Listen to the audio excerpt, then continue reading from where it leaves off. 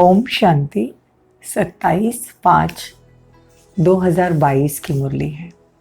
ज्ञान के सागर, आनंद के सागर शिव परमात्मा कहते हैं, मीठे बच्चे विचार सागर मंथन कर भारत की हिस्ट्री, ज्योग्राफी और नई दुनिया का संवंत सिद्ध कर कर बताओ तो कल्प की आयु सिद्ध हो जाएगी। देखो बाबा आज कहते हैं कि नई दुनिया का संवंत सिद्ध कर कर बताओ, कैसे शुरू हुआ, कितने साल राज्य था, तो फिर कल्प की आयु 5000 साल है, वो सिद्ध हो जाएगी। तो बाबा कहते प्रश्न है, तुम बच्चों को अभी कौन सी धुन लगी हुई है जो मनुष्य से भिन्न है? उत्तर है, तुम्हें धुन है कि विश्व का बेड़ा जो डूबा हुआ है उसे हम सैल्वेज करें। सबको सच्ची सच्ची सत्यनारायण की कथा व अमर कथा सुनाने, जिसे सबकी उन्नति होगी। इतने बड़े बड़े महल, बिजली आदि सब कुछ है, परंतु उन्हें यह पता ही नहीं कि यह सब आर्टिफिशियल झूठी उन्नति है। सच्ची उन्नति तो सतयुग में थी, जो अब बाप आकर कराते हैं। गीत है, आखिर वो दिन आया आज। ओम शांति। गरीब निवाज आया है तो सही, परंतु कोई सही तिथि तारीख तो नहीं लिखते ना, कोई डेट संवंत तो होना चाहिए ना। देखो बाबा हर बार कहते हैं कि बच्चे संवंत विक्रमाजीत संवंत शुरू होगा, और जिसकी शुरुआत होगी 111 एक एक एक से।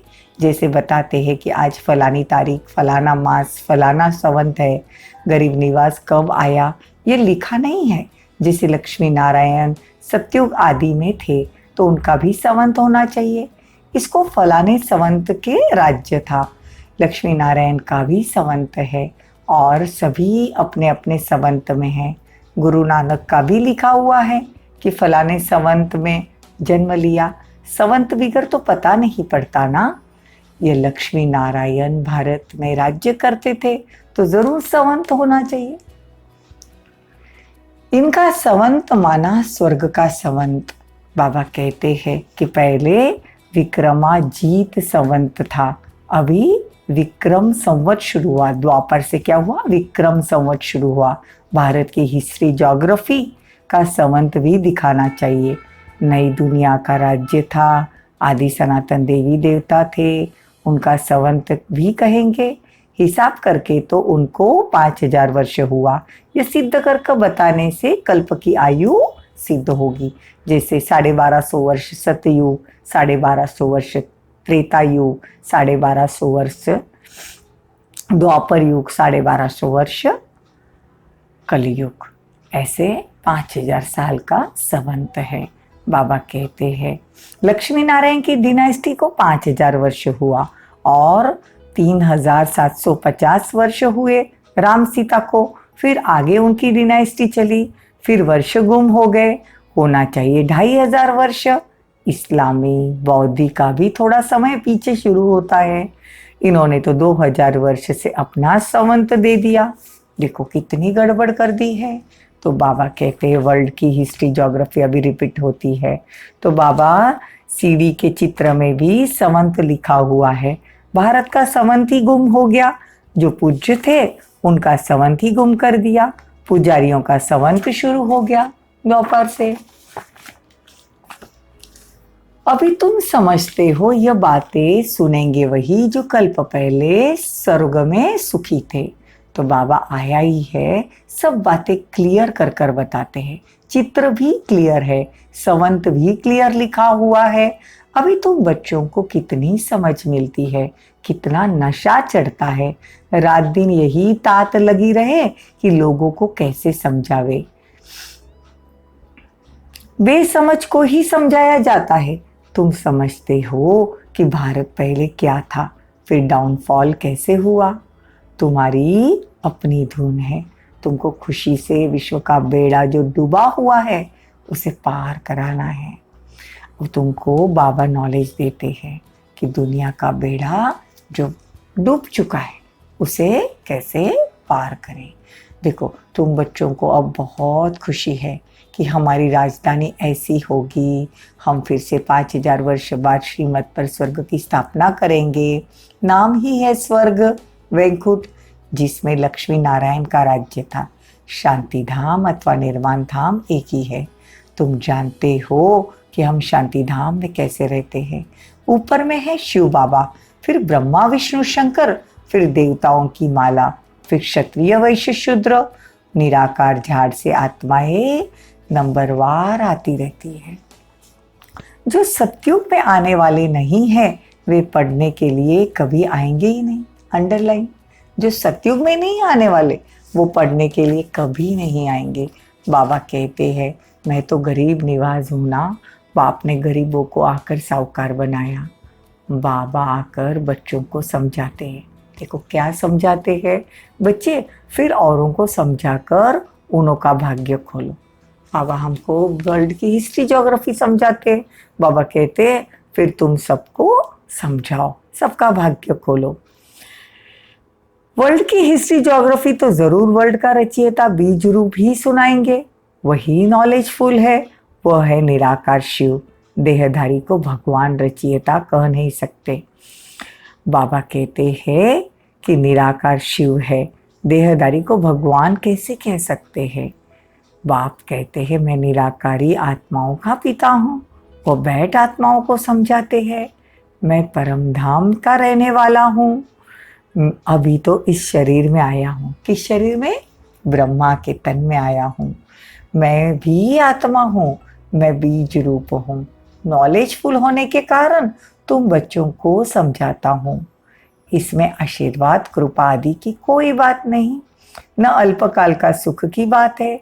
अल्पकाल का सुख तो लोग देते हैं, उससे कुछ फायदा हुआ क्या? बस नाम चढ़ गया। तुम्हारी तो 21 जन्मों की प्राप्ति है। देखो बाबा क्या कहते हैं, तुम्हारी 21 जन्मों की प्राप्ति है। तो देखो हमको कितना योग करना चाहिए, मुरली सुननी चाहिए। बाबा हमेशा कहते बच्चे बस मुझे याद करो। इतनी 21 जन्मों की प्राप्ति है, या तो 21 जन्म की प्रारब्ध पाते हो, उनों की तकदीर में नहीं है तो तदबीर भी कैसे करेंगे। देखो बाबा कहते अगर तकदीर में नहीं है तो तदबीर भी नहीं करते। तदबीर मतलब पुरुषार्थ।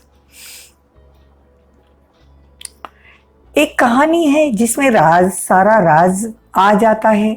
बाबा सत्यनारायण की कथा सुनाते हैं। तुम अंगे अखेर मतलब तिथि तारीख सब सुना सकते हो। कोई कोई सत्यनारायण की कथा सुनाने वाले नामी ग्रामी होते हैं, वो कंठ कर लेते हैं। लेकिन तुम फिर सच्ची सच्ची सत्यनारायण की कथा सुनाते हो तो तुम्हें भी कंठ होनी चाहिए। बहुत सहज है। बाप कहते हैं मन मना भव, फिर बैठ हिस्ट्री समझाते हैं। लक्ष्मी नारायण का तो संवंत बता सकते हो ना। अब तो आओ तो हम आपको समझावे कि बाप कैसे संगम युग पर आते हैं, ब्रह्मा के तन में आकर कैसे ज्ञान सुनाते हैं, फिर देवताओं के कैसे 84 जन्मों की कहानी है। देखो बाबा सब बैठ समझाते हैं। यह है सत्यनारायण की कथा, कितनी सहज है। कैसे राज्य लिया, फिर कैसे गवाया, कितना समय राज्य किया, सारा आ जाता है। 5000 साल के हिसाब में सारा आ जाता है। बाबा कहते हैं अब बाप कहते हैं मुझे याद करो तो खाद निकलेगी। जितना खाद निकलेगी इतना ऊंच पद पाएंगे। नंबरवार समझाते हैं। बाबा जानते हैं कौन कौन अच्छी रीति बुद्धि में धारण कर सकते हैं। समझाने में कोई तकलीफ नहीं है, बिल्कुल सहज है। मनुष्य से देवता बनना तो मशहूर है ना। घड़ी घड़ी ये सत्यनारायण की कथा सुनाते रहो। वह है झूठी, यह है सच्ची। सेंटर पर भी सत्यनारायण की कथा सुनाते रहो, वह मुरली सुनाते रहो तो बहुत सहज है। कोई भी सेंटर चला सके, परंतु फिर लक्षण भी अच्छे चाहिए। एक दो में लून पानी नहीं होना चाहिए। आपस में मीठे होकर नहीं चलते तो इज्जत गंवा देते हैं। बाबा कहते लून पानी, लून मतलब नमक, सिंधी वर्ड है। पानी मतलब पानी, खारा पानी नहीं बनना है। शीर खंड होना है। शीर मतलब दूध, खंड मतलब शक्कर।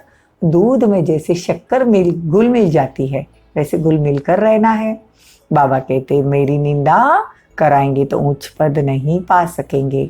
ऐसे है जो हार खा लेते हैं, फिर कोई सच्चा लिखता है, कोई झूठ बोलते हैं।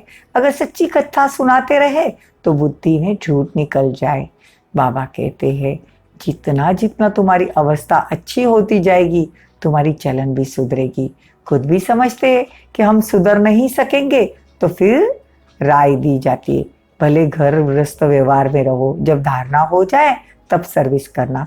घर में रहेंगे तो तुम्हारे ऊपर इतना पाप नहीं चढ़ेगा, या फिर ऐसी काम कॉमन चलन चलते तो निंदा कराते। तो गृहस्थ व्यवहार में रह के कमल फूल समान पवित्र रहो।